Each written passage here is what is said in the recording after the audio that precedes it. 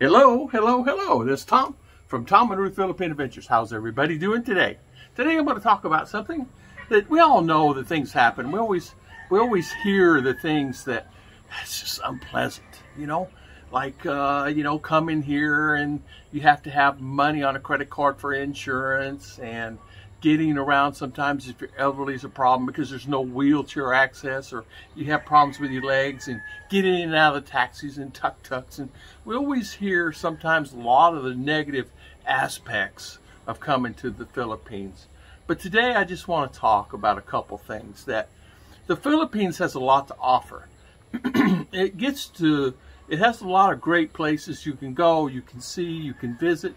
But what happens is a lot of the guys that get up in their age, they can't get around as much. They can't climb on that second floor that they built this 2-story house or 3-story house they had at one time, and they're sleeping downstairs in a room downstairs or whatever, and they're not as limber and as they used to be. Their bones are getting tough, and I'm finding even myself at 68 years old, climbing up downstairs sometimes is good, and I can go up 35, 40 stairs, no worries. But you got 50, 60 stairs. We had to go up 60 stairs the other day, and I counted them. And I got about 35, 40, and I'm going, man, okay, my legs are starting to wear down here. And I made it up. I didn't have to stop or anything, but I have to tell you, I was grabbing the bar to go up. It was at a big mall, and the escalator was out, and you had to, you know how they go, stair and stair and stair and stair. I got thinking about it. I never saw anybody in a wheelchair. I never saw anybody in a walker here. We have seen one wheelchair before, but it's the person was being carried everywhere that lady went. She was being carried and then put in the wheelchair. And then if there's a hole, they'd take her out, and then they'd pick up the wheelchair. But it was really hard for them to pick up the wheelchair because it was not that good of a wheelchair. It was a handmade wheelchair. It was not one that it came from a store or something. And thinking about that also, you're going to find sometimes that getting in some of the places that in a tuk-tuk or some of the tricycles and things may be complicated. So guys get into the 70s and early 80s that were always limber before and find themselves fine. But getting around sometimes can be complicated. And so you have to kind of plan for that, which is fine. If you need to, because a lot of the guys now that I'm talking to are doing what they did, like they did in Canada, and they're doing the snowbirds do in the States. They go to the U.S. and stay 6 or 8, 9 months in the Philippines, and then they're coming back here and staying 2 months or 3 months or whatever, and going back to the States, and then coming back here. And they're finding it's a little easier. It puts their attitude better in a good frame of mind. Some of the guys are saying, hey, my attitude has always been good about the Philippines, but it's really gone sour. So I got out of here and realized that the United States was not as bad as it once was at one time. And what that means is at the time they left the States, they were saying, oh, man, I don't like it here. I hate it. I'm stressed and everything else. But after they get here and realize it really wasn't quite as bad, because the things that we take for granted, our food, and there's a lot of things that we take for granted in the States that here is not available. So they realized that maybe coming here was not really a good thing at that time, and they just figured out, okay, I'll make it work with my Filipina. And they just work it out. Come here, go there. Some have brought the whole family over there. I know of 2 families in the last 4 years that brought the whole family there. And I mean literally the whole family. I'm talking not 1, 2, 3, 4, 5. I'm talking aunts and uncles, mother and father that brought the whole family there. And so, and if you think about it, a lot of people are doing that. I know of another couple, it's not only doing that, they're bringing their maid to the States. They have a maid here when they come here, and they want her to go to the States, so they're going to bring her maid back to the States. And they're going to hire her for the home, and she can live there, and she can get income, and then they're going to pay Social Security for her. So when she gets older, she can actually draw Social Security. And that is the main point why a lot of people go back. It's not necessarily as it's so important to get back out of here, but although the United States does offer more opportunities, and it does give availability of things. Now, insurance may be a lot more expensive. Dental care is going to be expensive. There's a lot of things going to be so expensive, but really overall, The only things that Philippines really has to offer a lot of guys, which is fantastic, is a good culture, cheap rent, cheap dentists, cheap doctors. Well, not necessarily true. A friend of mine just had a C-section. It cost $6,000 down in Duma. $6,000. And the $6,000 for a C-section, it seems steep to me. I think C-section is probably about $10,000 in the U.S. But even though, if he had insurance, I don't know what it would be. But it seems pricey to me. But although things are going up here, costs are going up, things are going up. But that's the life of the world. It's not just here. Wherever you go, Mexico is expensive. A lot of guys left here and moved to Mexico. Peru is, they're doing that prepper thing, and they're going to Peru. As you know, I had a friend that was here, and we met Todd. That's what he did.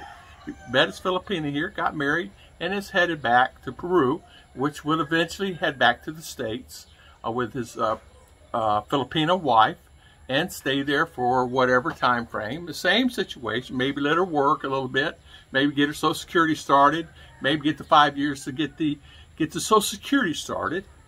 Because like you said, I'm not going to be around forever, and I want to have them prepared for in case I'm gone, and they have some type of income, not just mine. Now, as you know, is if you stay here with your Filipina, what is she going to have if you're gone? That's the thing you got to think about. What is she going to live on when you're gone? Your income, maybe you have a lot of money in the bank. Maybe you have $500,000 or $300,000 in the bank that she can just grab onto and survive for the next 10 years. But how long will that $500,000 last? How much is? Hey, I spent $250 easy here. You know, $10,000 here, $10,000 there. Car, $6,000. Another car, $3,000. You start adding it up, land, lots, and just life and expenses and things like that. So you add it up. And then that's not counting insurance. I'm not even counting my insurance.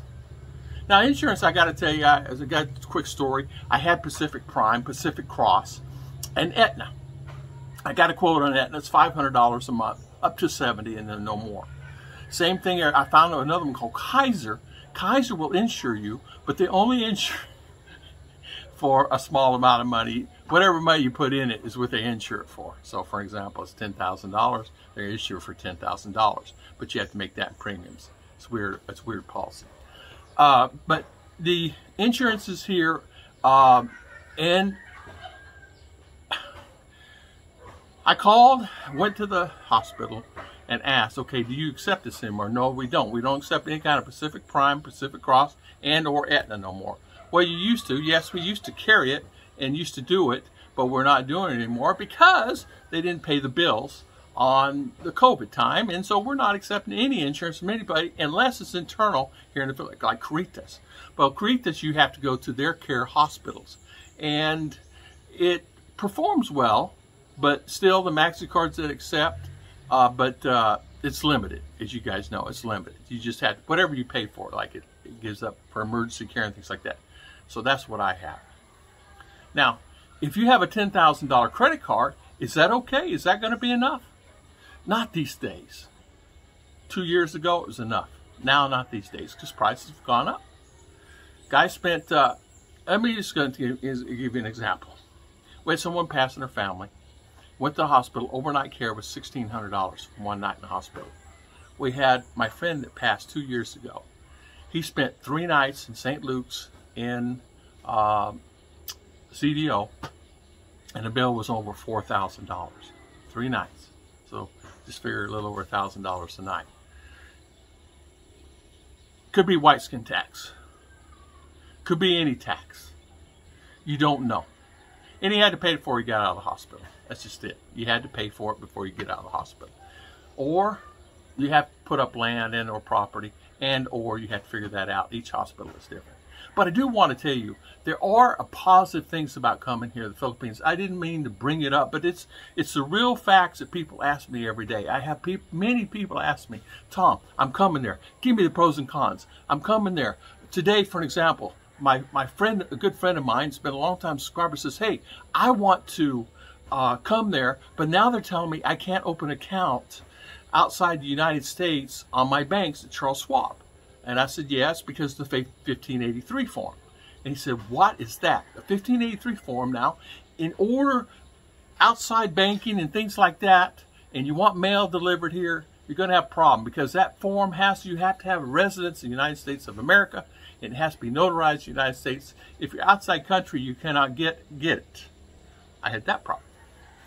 So I said, sign up for it now in the States, and then you'll be fine.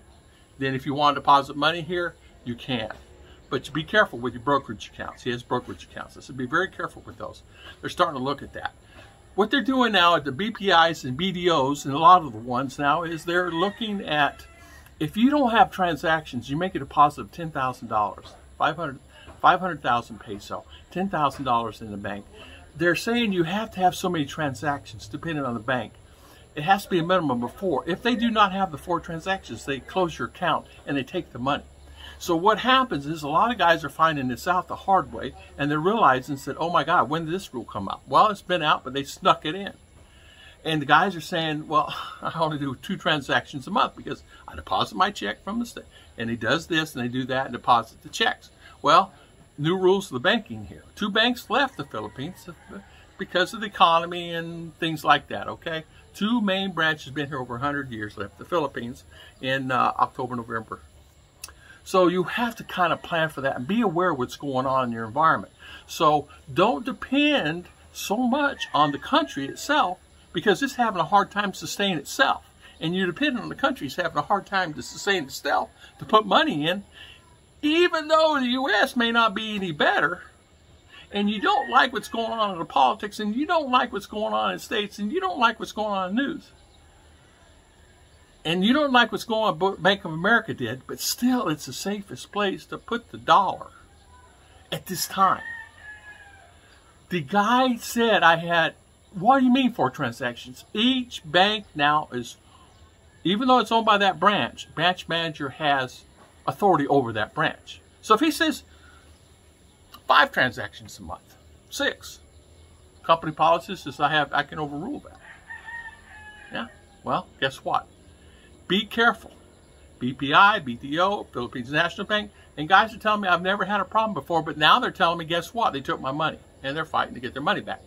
One guy's been fighting over 9 months, has not got his $10,000 back. And he put $10,000. Luckily, he had money in the United States and only put that money here because he's getting ready to build a house.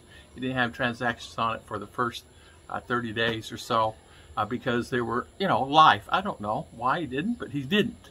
And so they took the money. They took money from me too. So I don't have a bank. Ruth has a bank, but I don't bank here. I will not put money in the bank here. I'll put money in her bank, but it's $100. $100. If I lose $100, okay, I lose $100. But I'm not losing 100,000, which I don't have.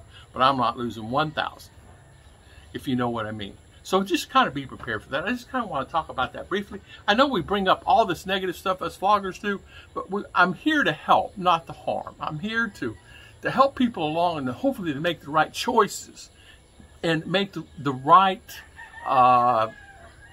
decision if they come here. And if something happens, they can say that they were informed. Because I don't want to be said as, why didn't you tell me? And I get that sometimes. I said, you didn't listen to the video. Why didn't you tell me about the 1583? I said I did a video in December on the 1583 form, and you didn't look at that video. Oh, you did? And I'll put the video in the link. So I'll put the video and the link to the guy or the email and say, here it is. And they missed it.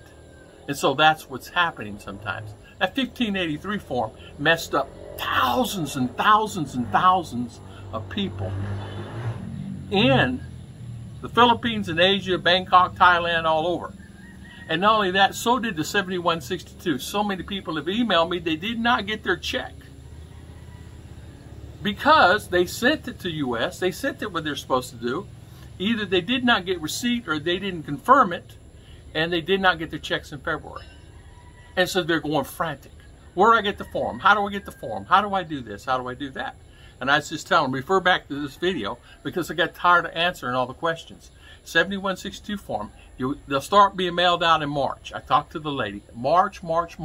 Best thing to do is March, mail yours in, make sure you get a receipt that they received it, a signature.